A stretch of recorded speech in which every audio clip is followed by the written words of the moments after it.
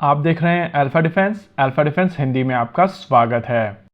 आज के इस वीडियो में हम लोग बात करने वाले हैं रशिया के बारे में। यूक्रेन ने रशिया के ऊपर एक कोऑर्डिनेटेड अटैक किया है जिसमें रशिया के 4 से 5 बेसिस को टारगेट किया गया है और यहाँ पर रशियन फोर्सेस के स्ट्रेटेजिक एसेट्स मारे गए। इस समय हर जगह पर एक अलग तरीके की स्टोरी चलाई जा रही है, लेकिन इस पूरे एपिसोड के बाद में 2 चीजें बहुत इंपॉर्टेंट हो जाती हैं। एक, भारत को अपने एयर डिफेंस को और ज्यादा स्ट्रॉन्ग करने की आवश्यकता है, और दूसरा, ऑपरेशन सिंदूर के दौरान भारत के एयर डिफेंस ने जिस तरीके का काम किया है उसको भी अप्रिशिएट करने की आवश्यकता है। आइए समझते हैं कि एग्जैक्टली यहाँ पर हुआ क्या है। यूक्रेन ने एक ऑपरेशन प्लान किया था जिसके ऊपर माना जा रहा है कि 18 महीनों से काम किया जा रहा था। देखिए, इस ऑपरेशन का मेन मोटो था कि एफपीवी ड्रोन्स को एक बहुत ज्यादा नंबर में रशिया के अंदर इन्फिल्ट्रेट कराना है और फिर इनको रशियन बेसिस के करीब ले जाकर स्टेशन करना है। इस प्रोसेस में बहुत सारे ड्रोन्स को स्मगल करके रशिया पहुंचाया गया, फिर ट्रक्स की छतों के ऊपर इनको प्लेस किया गया। जब ये सारे ड्रोन्स कंसोलिडेट कर लिए गए थे तो एक साथ 5-6 बेसिस के ऊपर स्वार्म अटैक किया गया, जहां पर इन ट्रक्स की छतों से ये ड्रोन्स उड़कर निकल कर गए।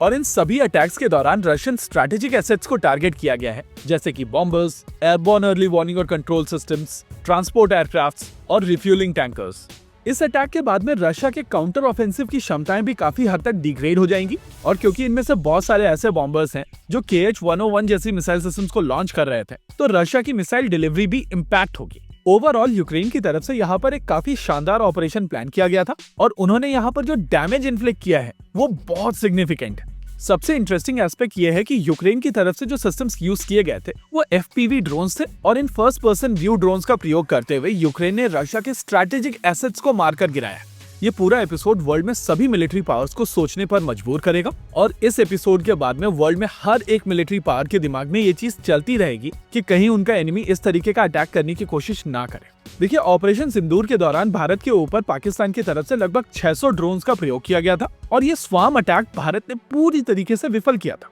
यानी कि ड्रोन्स को लेकर भारत की तैयारी काफी अच्छी है, और आने वाले समय में कुछ और ऐसे सिस्टम्स भारतीय सेनाओं के बेड़े में शामिल किए जा रहे हैं जो इस अच्छी परफॉर्मेंस के बावजूद भारतीय सेनाओं की परफॉर्मेंस को और बेहतर करेंगे। भारत और पाकिस्तान के बीच में जिस दिन सीज फायर डिक्लेयर किया गया था उसके दूसरे दिन ही डीआरडीओ के काउंटर यूएस सिस्टम को लेकर बेल के साथ में डील साइन कर ली गई थी। यानी कि और डीआरडीओ काउंटर यूएस सिस्टम इस समय भारतीय सेनाओं के बेड़े में शामिल किए जा रहे हैं। लेकिन इस ऑपरेशन के दौरान पाकिस्तान की तरफ से लगभग 600 ड्रोन्स का प्रयोग किया गया था भारत के अलग अलग एयर बेसेस के ऊपर। इमेजिन कीजिए कि इसी नंबर के साथ में किसी एक बेस के ऊपर अगर अटैक कर दिया जाता है तो नेचुरल है कि वहां पर एयर डिफेंस सिस्टम्स सैचुरेट हो जाएंगे, और अगर ऐसा होता है तो एनिमी के पास में वो विंडो बनेगी कि वो भारत के बेसिस को टारगेट कर सके। लेकिन उससे बड़ी परेशानी ये है कि पाकिस्तान के साथ में हुए ऑपरेशन सिंदूर के बाद में भारत में पाकिस्तान के स्पाई नेटवर्क को हम लोगों ने डिकोड करने की कोशिश की है, और जिस तरीके की गिरफ्तारियां चल रही हैं वो दिखाता है कि एक पॉइंट 5 फ्रंट देश के अंदर भी मौजूद है, और ये जो पॉइंट 5 फ्रंट है ये धीरे धीरे भारतीय सेनाओं के बेसिस के करीब